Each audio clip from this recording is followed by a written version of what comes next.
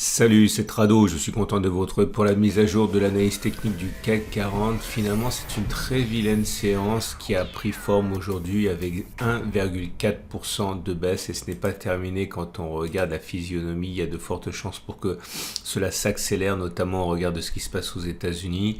Quels étaient les signes avant-coureurs, on le verra un petit peu plus tard, mais il est vrai que les échecs répétés sur l'oblique étaient un signe annonciateur. Le fait que l'on ait ouvert un gap ici dont on se demandait s'il s'agit d'un gap commun ou d'un gap de rupture, considérant que la hausse préalable était suffisante pour qu'on puisse assister à une fin de tendance. Mais la vérité, c'est qu'on on n'en savait rien, on n'était pas sûr, on pouvait absolument pas envisager que la baisse reprendrait de manière aussi violente. De toute manière, on verra encore une fois les signes avant-coureurs un petit peu plus tard, mais pour l'instant un retour sur l'oblique descendante ici semble quand même assez plausible.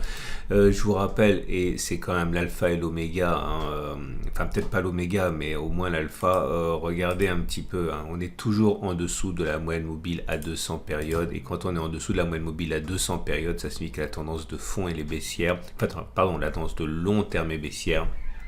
Et à partir de là, des attaques vers le bas étaient et sont toujours à privilégier. En tout cas, le chandelier japonais du jour est moche, ok, il est rouge, il termine dans le tiers baissier, donc ça veut dire qu'il est plausible que la baisse continue. Quand on regarde les bougies Aiki-Nashi, ça fait 2 séances déjà qu'on a pu dire au revoir, enfin 3 pardon, aux bougies vertes. La bougie du jour est assez importante quand même parce que quand vous regardez, il n'y a pas de mèche haute. C'est une longue bougie rouge, sans mèche haute, une mèche basse assez réduite. C'est une bougie qui est baissière, un petit peu comme celle qu'on a connue sur les phases de baisse ici. Donc ça aussi, ça m'incite à beaucoup de prudence. On a les bougies Aiki-Nashi. Alors c'est important toujours les bougies Aiki-Nashi parce que vous connaissez mon amour immodéré pour, enfin pas Aiki-Nashi, pardon, Three Line Break, et également regardez ça, donc on est toujours pour l'instant sur un régime de bloc vert. Attention au premier bloc rouge qui apparaîtrait. Ceux qui veulent rentrer en position dès l'apparition du premier bloc rouge, vous savez pourquoi vous pourriez éventuellement le faire. On l'a déjà testé suffisamment. Pour l'instant, on n'y est pas. Il faudrait terminer plus bas que le troisième bloc. Le troisième bloc, il est ici à 6250, donc on n'y est pas du tout. Mais gardez ça quand même sur les tablettes si vous voulez rentrer avant que je le signale pour avoir un meilleur timing. 6254, ça veut dire que c'est à peu près ici, ok, on n'est pas, ça correspondrait globalement à la cassure de l'oblique. Les éléments techniques, la moyenne mobile à cette période, elle est descendante, on est en dessous de la tendance immédiate, elle est baissière. Puis là, pour le coup, vous voyez, il n'y a pas de contact avec la M7, donc c'est beaucoup plus baissier que ce qu'on pouvait dire la bougie précédente où on était quand même en contact avec la M7. La moyenne mobile à 20 périodes, elle est également travaillée là. Vous voyez, alors c'est neutre simplement parce que certes la M20 est ascendante, mais on est à son contact, on est même en dessous, donc la tendance générale est plutôt neutre. La moyenne mobile à 50 jours est plate, voire légèrement descendante, on est en dessous. Donc la tendance de fond est plutôt baissière. On a vu que la tendance de long terme était baissière également. Le super trend n'a jamais délivré un signal haussier, comme vous pouvez le voir. Il a été percuté à 2 reprises, il a tenu. Donc cet indicateur indiquait justement que la tendance était baissière. Et on verra ça un petit peu plus tard au niveau des implications. Mais le SAR ici, il a été cassé à la baisse. Vous savez ce que ça veut dire, ça a déjà fait l'objet de tests. Je ne vais pas le refaire parce que je l'ai fait récemment.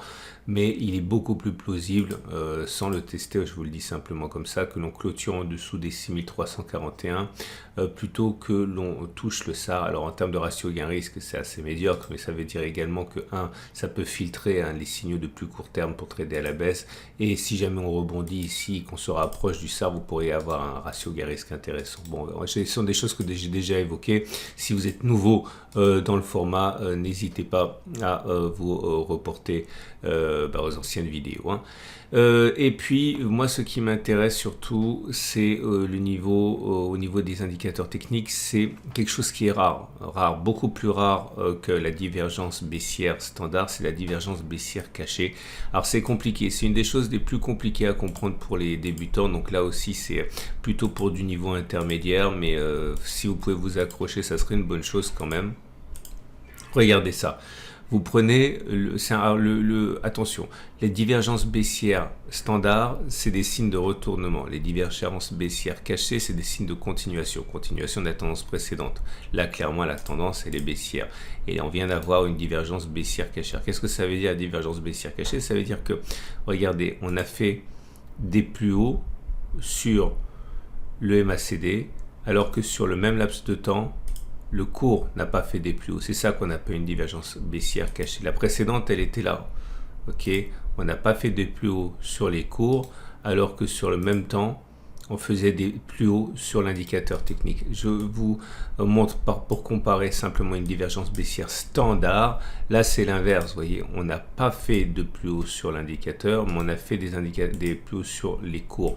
Donc, vous voyez bien que c'est un signe de retournement de tendance pour la divergence baissière standard, et c'est un signe de continuation de la tendance précédente pour les divergences baissières cachées.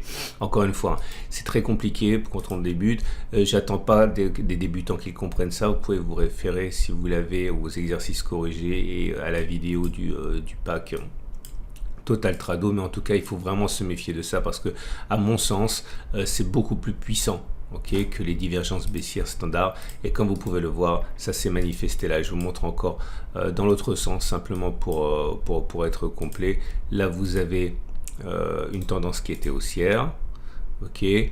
La divergence haussière standard est apparue ici. Pourquoi haussière? Parce que le MACD croise à la hausse. Pourquoi caché? Parce qu'en fait, c'est les indicateurs techniques qui faisaient des plus bas, mais pas les cours. Donc derrière, il y a eu continuation de la tendance précédente, à savoir la hausse. Bon, encore une fois, vous pouvez regarder la vidéo autant de fois que vous voulez, ça peut vous servir et vous pouvez prendre le temps, mais c'est quelque chose qui est compliqué. Donc bref, tout ça pour dire que c'est quelque chose que je surveillais du coin de l'œil. Alors attention, il n'est pas complètement déclenché, c'est pour ça que j'en parle maintenant, parce que le MACD est toujours au-dessus de son signal. Mais si le MACD devait croiser son signal, là il serait activé et là ça risquerait effectivement de signifier un retour sur les plus bas. À surveiller donc de près si vous voulez prendre le signal s'il se produit demain par exemple, et avoir un coup d'avance sur ma vidéo. Ça c'était le point du jour. Alors l'Ichimoku commence également à se dégrader significativement, en ce sens que vous avez les cours qui sortent du nuage ici. Alors ça, j'aime bien avoir une bougie de confirmation quand les signaux sont aussi lourds, et là il n'y a pas encore de bougie de confirmation, mais en tout cas pour l'instant ça semble sortir. La lagging span est en dessous des cours et des nuages, et ce qui est assez terrifiant, c'est que pour le coup la lagging span n'a pas d'obstacle pour descendre, c'est-à-dire que les cours risquent de descendre et derrière pas d'effet de rappel vers le haut sur la lagging span, puisqu'elle a le champ libre pour baisser. Donc c'est aussi un cocktail assez pourri. Et pour terminer, donc, je fais pas de backtest parce que j'ai essayé de faire un sur les divergences baissières cachées, mais il y en a un par an, Donc je sais très bien déjà maintenant que je n'arriverai pas à avoir suffisamment d'occurrences, mais je l'ai fait pour moi à titre personnel. C'est vrai que c'est assez inquiétant comme signal. J'aimerais, avant de faire la suite, mettre un coup de projecteur sur le fait qu'on risque de descendre, le fait que ce soit propice pour ceux qui veulent investir pour le long terme à l'investissement progressif. Vous savez que j'ai mis en lumière, j'ai théorisé, enfin c'est un bien grand mot pour un truc aussi simple, mais ce que j'appelle la théorie de l'accumulation rationnelle. Et c'est l'essentiel de mes sous sont dans l'investissement de toute manière, pas en trading. J'ai déjà dit 1000 fois que lorsque je gagne de l'argent, j'ai tendance à écrémer. Je ne fais pas grossir mon compte de trading, tout simplement pour des raisons que j'ai déjà évoquées. Si ça vous intéresse, je le redirai un autre jour, mais j'en ai déjà parlé. Et systématiquement à la fin de l'année, j'écrème mon compte de trading et je le mets en investissement. Et l'accumulation rationnelle est ma méthode, celle que j'applique, et justement vous savez que j'ai un partenariat avec Trade Republic. Trade Republic, c'est un super broker, ça vous permet d'investir justement petit à petit sur les meilleurs trackers avec des coûts extrêmement calculés, 1 euro par transaction. C'est vraiment rien, et ça vous permet d'accéder aux 8500 plus grandes entreprises et trackers dans le monde. 1 million de clients, 6 milliards sous gestion, enfin bon bref, c'est énorme, c'est allemand, c'est super régulé, forcément c'est allemand, c'est c'est la BaFin qui régule ça, c'est comme l'AMF en plus sévère, dit-on. Mais en tout cas, vous avez un lien pour ouvrir un compte en dessous de la vidéo, en savoir davantage. C'est vraiment de l'investissement pur et c'est très bien et j'invite à découvrir ça. J'en profite pour dire merci à Jean-René qui a utilisé le bouton Thanks pour me faire une donation. Merci Jean-René. Vous avez, et donc, c'est à la fin de mon trade, hein, j'avais dit toute manière que j'y croyais plus beaucoup, hein, la continuation de la hausse, j'ai déjà eu pas mal de chance, je vais pas la refaire, mais simplement parce que j'ai toujours des questions par rapport à ça, et je comprends que ça puisse perturber. Pourquoi mon trade est-il gagnant? Mon trade, il est gagnant parce que je n'ai pas rentré en 3 tailles équivalentes, mais en 3 risques équivalents. Je le fais rapidement. Et les faits sont les suivants. Ça, c'est issu de mon site, comme vous le savez, et parce que mon rôle est pédagogique quand même, je suis assez transparent par rapport à tout ça. Donc, je suis rentré en 3 fois 6675, 6495, 6100. Mais c'est pas parce que je suis rentré en 3 fois à l'achat que j'ai rentré 33 x 3 sur une position de 100. Non, j'ai rentré 33, j'ai rentré en 3 fois un risque équivalent. Donc si je risquais par exemple de perdre, je dis n'importe quoi, 1000, j'ai pris 3 positions de telle manière que chacune des positions me fasse perdre 333 si le trade il est perdant. Là encore une fois, je ne peux pas réexpliquer parce que j'ai beaucoup expliqué, mais l'idée c'est que quand je suis rentré en haut, eh bien, j'ai rentré un petit peu d'argent et quand je suis rentré ici, j'ai rentré beaucoup plus d'argent, ok, quasiment 3 fois plus au regard de ce que je viens de raconter, puisque le risque sur le premier trade était beaucoup plus important que le risque sur le dernier trade. Bref, tout ça pour dire que lorsque j'ai été déclenché sur la cassure du SAR, hein, c'était aujourd'hui tout simplement, sur cette position là j'étais gagnant beaucoup, mais surtout avec une grosse position. Sur cette position là j'étais perdant un petit peu et surtout sur une petite position. Ok, donc c'est pour ça que c'est gagnant dans l'ensemble. Voilà, bon bref, en tout cas là je suis flat, je vais attendre pour acheter, j'ai bien dit acheter, mais pas maintenant. Je pense qu'on va visiter les plus bas. Et puis encore une fois, vous voyez que en construisant un trade, on peut gagner de l'argent sans avoir raison. Ok, le concept d'avoir raison est un concept qui est vraiment très vague en trading. Hein. On peut avoir tort et gagner de l'argent, on peut avoir raison et perdre de l'argent. Hein. C'est compliqué, mais c'est comme ça. Voilà, c'est une excellente journée. J'invite à regarder à la fin de cette vidéo les autres vidéos que j'ai produites.